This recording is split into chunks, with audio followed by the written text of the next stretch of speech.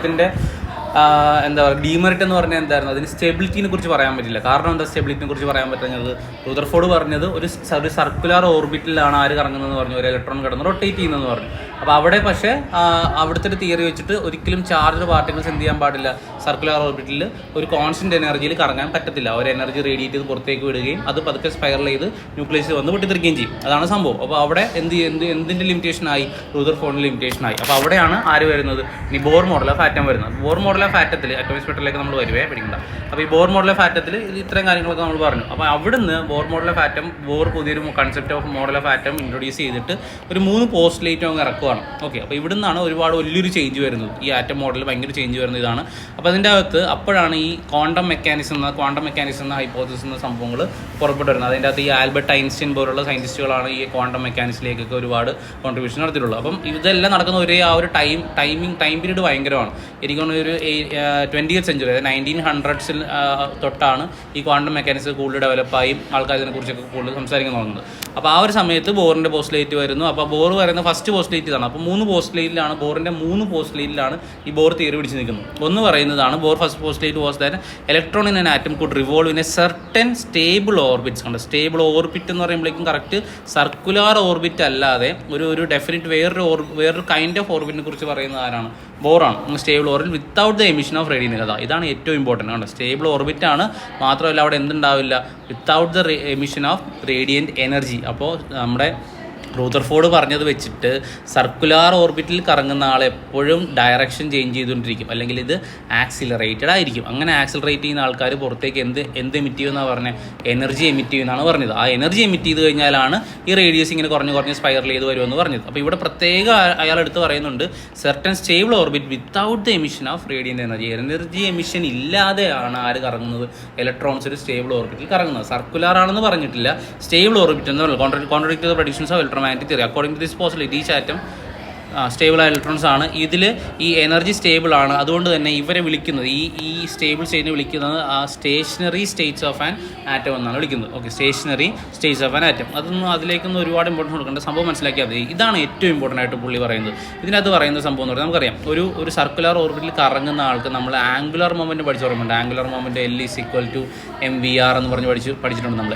Angular momentum ടോർക്കൊക്കെ പഠിച്ചു ഓർമ്മയുണ്ട് കഴിഞ്ഞ വർഷം. അപ്പോൾ ടോർക്ക് നമ്മൾ പഠിച്ചിട്ടുണ്ട്, എന്തായിരുന്നു, ഫോഴ്സ് ഇൻറ്റു പെർപെൻഡിക്കുലർ ഡിസ്റ്റൻസ് എന്ന് പറഞ്ഞ ടോർക്ക് പഠിച്ചിട്ടുണ്ട്. അതേപോലെ തന്നെ ഒരു പ്രോപ്പർട്ടിയാണ് ആംഗുലാർ മൊമെൻറ്റം, MVR എന്ന് പറഞ്ഞിട്ട് നമ്മൾ അതിൻ്റെ ഇക്വേഷൻ പഠിച്ചിട്ടുള്ളതാണ്. അപ്പോൾ മൊമെൻറ്റം എന്ന് നമ്മൾ പറയുന്നത്, ലീനിയർ മൊമെൻറ്റം എന്ന് പറയുന്നത് എന്താണ്, ആഘാതം നമ്മൾ മലയാളത്തിൽ പറയും, ലീനിയർ മൊമെൻറ്റം. ഞാനത് പഠിച്ചിട്ടുണ്ട്. ഇപ്പോൾ ഒരു 5 മീറ്റർ പെർ സെക്കൻഡിൽ ഒരു ട്രെയിനും 5 മീറ്റർ പെർ സെക്കൻഡിൽ ഒരു സൈക്കിൾ നിങ്ങൾ ഇടിക്കാമെന്ന് വിചാരിക്കാം. ഏതായിരിക്കും നമുക്ക് എന്താ പറയുക ഫെയ്റ്റലായിട്ട് വരുന്നത്, ട്രെയിൻ ഇടിക്കാൻ വരുന്നതായിരിക്കും. പക്ഷേ രണ്ടുപേരും 5 മീറ്റർ പെർ സെക്കൻഡിലാണ് വരുന്നത് അല്ലേ. പക്ഷേ അവിടെ എന്ത് വ്യത്യാസമുണ്ട്, മാസിന് വ്യത്യാസമുണ്ട് അല്ലേ. ട്രെയിനിൻ്റെ മാസ് അല്ല സൈക്കിളിൻ്റെ മാസ്. അപ്പോൾ അവിടെ നമ്മൾ ഇടിക്കാൻ ഒരു സാധനം ഇടിക്കാൻ വരുമ്പോഴേക്കും നമ്മളവിടെ നോക്കുന്നത് അവൻ പതുക്കെയല്ലേ വരുന്നത്, കുഴപ്പമില്ല എന്ന് നമുക്ക് വിചാരിക്കണമെന്നുണ്ടെങ്കിൽ അവിടെ അവന് എന്ത് കുറവായിരിക്കണം, മാസ് കുറവായിരിക്കണം അല്ലേ. മാസ് കൂടുതലുള്ള ഒരാൾ ഇടിക്കാൻ വരുമ്പോൾ നമ്മൾ അതുകൂടെ കൺസിഡർ ചെയ്യണം. എന്തുകൂടെ കൺസിഡർ ചെയ്യണം, മാസ് ഉള്ളതുകൂടെ കൺസിഡർ ചെയ്യണം. അവൻ്റെ വെലോസിറ്റി മാത്രം നോക്കിയാൽ പോരാ. അപ്പോൾ ലീനിയർലി നേരെ പോകുന്ന ഒരു ബോഡി ആണെന്നുണ്ടെങ്കിൽ നമ്മൾ അവിടെ എടുക്കുന്നത് എന്താണ്, MV എന്ന ലീനിയർ മൊമെൻറ്റമാണ്. അതേസമയം കിടന്ന് കറങ്ങുന്ന ഒരാളാണെന്നുണ്ടെങ്കിൽ അവിടെ നമ്മൾ എടുക്കുന്നത് എന്താണ്, ആംഗുലർ മൊമെൻറ്റം എല്ലാം എടുക്കുന്നത്. ഓക്കെ, അപ്പോൾ അങ്ങനെ ആംഗുലർ മൊമെൻറ്റത്തിനെ നമ്മൾ ഇവിടെ ആര് കൊണ്ടുവരികയാണ്, ബോർ മോഡൽ കൊണ്ടുവരണം. അപ്പോൾ പറയുകയാണ് ഇവിടെ electrons revolve around the nucleus only in those orbits. ശ്രദ്ധിച്ചോണം, only in those orbits which the angular momentum is an integral multiple of h/2π. ഇത് സംഭവം ഇത്രയേ ഉള്ളൂ. അതായത് ഇവർ പറയുന്നത് ഇത്രയേ ഉള്ളൂ.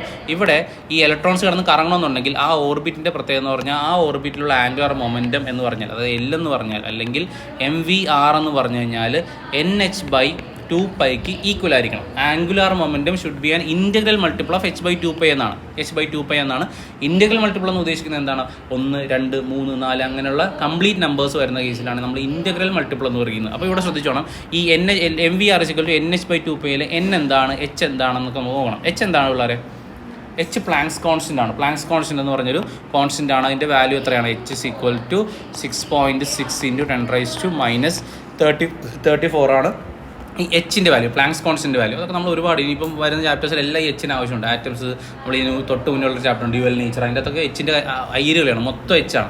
നിങ്ങൾ പഠിച്ചിട്ടുണ്ടാവും, അത് നിങ്ങൾ ഫോട്ടോ ഇലക്ട്രിക് കമ്മീഷനൊക്കെ പഠിച്ചിട്ടുള്ളതല്ലേ. നമ്മൾ ഫോട്ടോ ഇലക്ട്രിക് എഫക്റ്റ്, അതിൻ്റെ എനർജി അതൊക്കെ പഠിച്ചിട്ടുള്ളൂ. അപ്പോൾ എച്ചിൻ്റെ വാല്യൂ നിങ്ങൾ പഠിച്ചിട്ടുള്ള അല്ലെങ്കിലും കുഴപ്പമില്ല.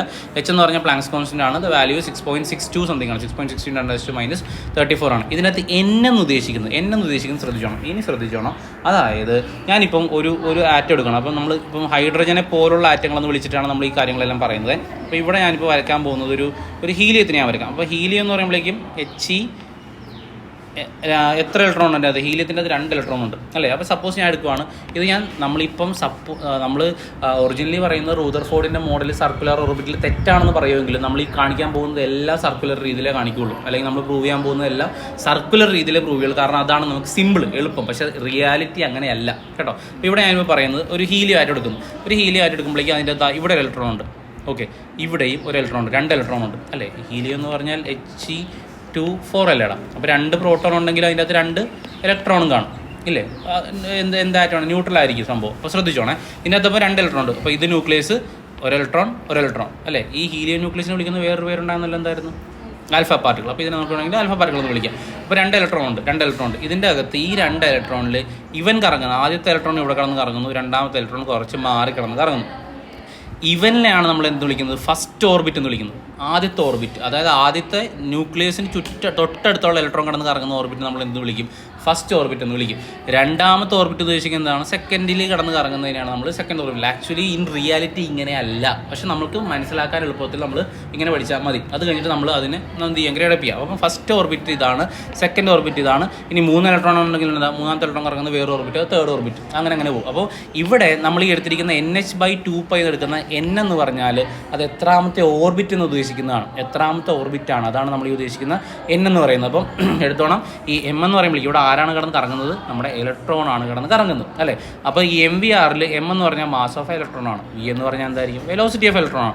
R എന്ന് പറഞ്ഞാൽ എന്തായിരിക്കും? ഓർബിറ്റൽ റേഡിയസ് ആണ്. നമ്മൾ എത്രാമത്തെ ഓർബിറ്റാണ് എടുക്കുന്നത്? ഇപ്പോൾ ഞാൻ രണ്ടാമത്തെ ഓർബിറ്റ് എടുക്കണമെന്ന് വിചാരിക്കുക. രണ്ടാമത്തെ ഓർബിറ്റ് എടുക്കുന്നത് ന്യൂക്ലിയസിൽ നിന്ന് രണ്ടാമത്തെ ഓർബിറ്റിലേക്കുള്ള ദൂരമാണ് ഈ റേഡിയസ് കൊണ്ട് ഉദ്ദേശിക്കുന്നത്. ഓക്കെ, അതിൽ N എന്ന് പറഞ്ഞാൽ എന്താണ്? N എന്ന് പറഞ്ഞാൽ നമ്പർ ഓഫ് ഓർബിറ്റ് ആണ്, എത്രാമത്തെ ഓർബിറ്റ്. ഇപ്പോൾ തേർഡ് ആണ് പറയുമെങ്കിൽ തേർഡ് ഓർബിറ്റ്. അപ്പോൾ ഇവിടെ എത്ര വരും? 3 എന്ന് വരും. ഫോർത്ത് ആണ് പറയുന്നതാണെങ്കിൽ ഇവിടെ എന്ത് വരും?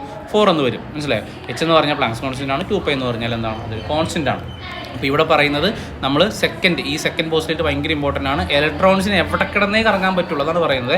Fourth second difference stable orbit എന്ന് ഉദ്ദേശിക്കുന്നതാണ്. Electron revolves around a nucleus only in those orbits. ആ ഒരു ഓർബിറ്റിൽ മാത്രമേ കറങ്ങുള്ളൂ. For which the angular momentum is an integral multiple of H/2π. അല്ലെങ്കിൽ ആംഗുലർ മൊമെൻറ്റം MVR എന്തിന് ഈക്വൽ ആയിരിക്കണം? NH/2πക്ക് ഈക്വൽ ആണ് എന്ന് തോന്നുന്ന ഓർബിറ്റിൽ മാത്രമേ ആർ കിടന്ന് കറങ്ങാൻ പറ്റുള്ളൂ?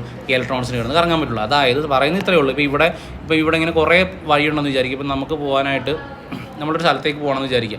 ആ സ്ഥലത്തേക്ക് പോകാൻ ഒരുപാട് വഴികളുണ്ട്.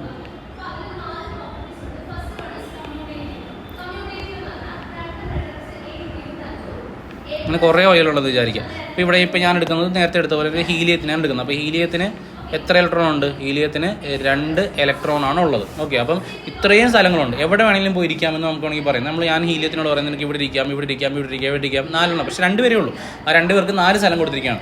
പക്ഷേ ഇവിടെ ഈ ബോർ പറയുന്ന ഇതാണ്, ഇങ്ങനെ എല്ലായിടത്തും പോയി ആർക്ക് ഇരിക്കാൻ പറ്റത്തില്ല? ഇലക്ട്രോൺ ഇരിക്കാൻ പറ്റത്തില്ല. ഇലക്ട്രോൺ ഇരിക്കണമെന്നുണ്ടെങ്കിൽ ഇതാണ് ഒരു ഓർബിറ്റ്, ഇതൊരു ഓർബിറ്റ്. ആ ഓർബിറ്റിൻ്റെ MVR എന്ന് ഉദ്ദേശിക്കുന്ന ആംഗുലർ മൊമെൻറ്റം എന്തിന് ഈക്വൽ ആയിരിക്കണം? NH/2πക്ക് ഈക്വൽ ആണെങ്കിൽ മാത്രമേ അവിടെ ഇരിക്കാൻ പറ്റുള്ളൂ. അപ്പം ഇപ്പോൾ ഈ ഒരു ഓർബിറ്റുമാണ് ഈ ക്രൈറ്റീരിയയിൽ മുന്നിൽ നിൽക്കുന്നതെങ്കിൽ ഇവിടെ മാത്രമേ ആര് കാണുള്ളൂ? ഇലക്ട്രോൺ ഇരിക്കുകയുള്ളൂ. അല്ലാതെ തോന്നിയെടുത്ത് എല്ലായിടത്തും പോയി ആർക്ക് ഇരിക്കാൻ പറ്റത്തില്ല?